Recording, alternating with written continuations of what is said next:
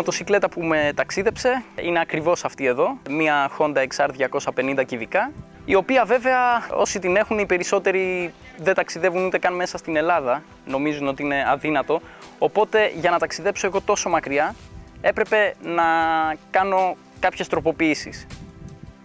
Τον κινητήρα δεν τον πείραξα. Έκανα απλά μια επισκευή πρωτού ξεκινήσω, γιατί ήταν δεκαετίας το μηχανάκι όταν το αγόρασα. Από εκεί και πέρα το πιο βασικό ήταν να προσαρμόσω τις βαλίτσες για να μπορώ να κουβαλάω όλα μου τα υπάρχοντα. Ύστερα πάνω είχα το αντίσκηνο, αυτό εδώ, και εδώ πέρα κουβαλούσα έναν υπνόσακο, τα παπούτσια μου για όταν κατέβω από τη μηχανή. Τώρα ένα μηχανάκι σαν αυτό που έχει σχεδιαστεί για βόλτες στο βουνό και όχι για ταξίδι, καταλαβαίνετε ότι ζορίζεται αρκετά με τόσο φορτίο. Για να μην έχω λοιπόν κανένα πρόβλημα, έκανα κάποιες ενισχύσεις στο υποπλαίσιο που μπορούμε να δούμε εδώ πέρα. Κόλλησα απλά κάποιο σίδερο για να στηρίζει το φορτίο και να μοιράζεται και στο πλαίσιο.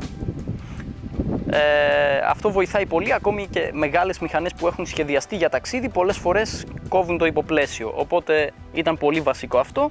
Ευτυχώς δεν είχα κανένα πρόβλημα, όντως δούλεψαν οι ενισχύσεις.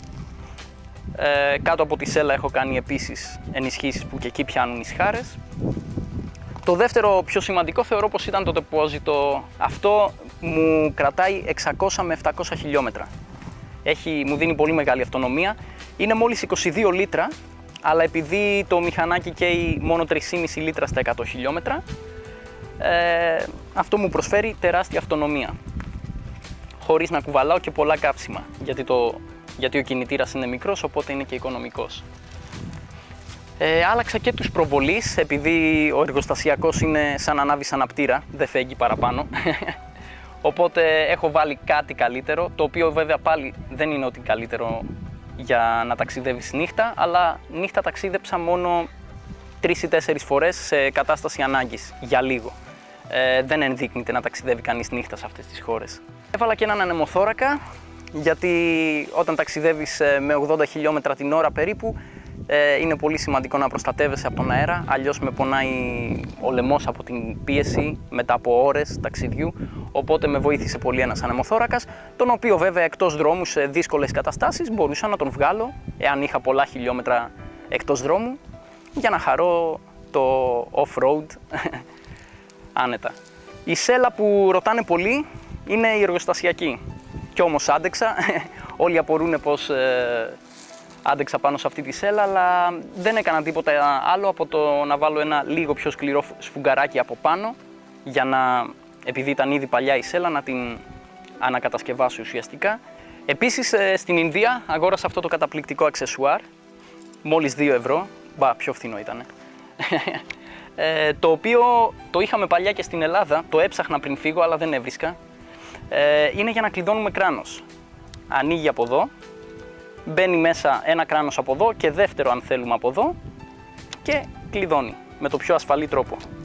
Για να μην βουλιάζει σε άμμο και άλλα μαλακά εδάφη, τον πλάτινα, φαίνεται εδώ πέρα, και μάλιστα εδώ βλέπουμε ότι έχω βάλει και ένα κομμάτι πολυουρεθάνης, έτσι ώστε να σηκώνεται πιο ψηλά, επειδή έχει τις βαλίτσες η μοτοσικλέτα, δεν πρέπει να πλαγιάζει πολύ, οπότε με αυτό το κομμάτι στέκεται τέλεια. Το GPS που ρωτάνε πολύ, εγκατέστησα εδώ πέρα, είχα τη βάση, αλλά επειδή οικονομικά δεν με έπαιρνε να ξοδέψω άλλα χρήματα για ένα σωστό GPS, έβαλα απλά κάποιο παλιό που είχα, το οποίο δεν είχε καν χάρτη, οπότε ουσιαστικά ήταν λίγο πολύ σαν να μην έχω GPS. Έβλεπα απλά τα νούμερα, αλλά το είχα για μια ώρα ανάγκης. Το GPS μου ουσιαστικά ήταν οι ντόπιοι. Ρωτούσα απλά, καλά πάω για Ινδία, τράβω ευθεία μου έλεγαν. Άντεξε, δεν με άφησε ποτέ στον δρόμο, εκτός από τη τελευταία μέρα ως εκθαύματος.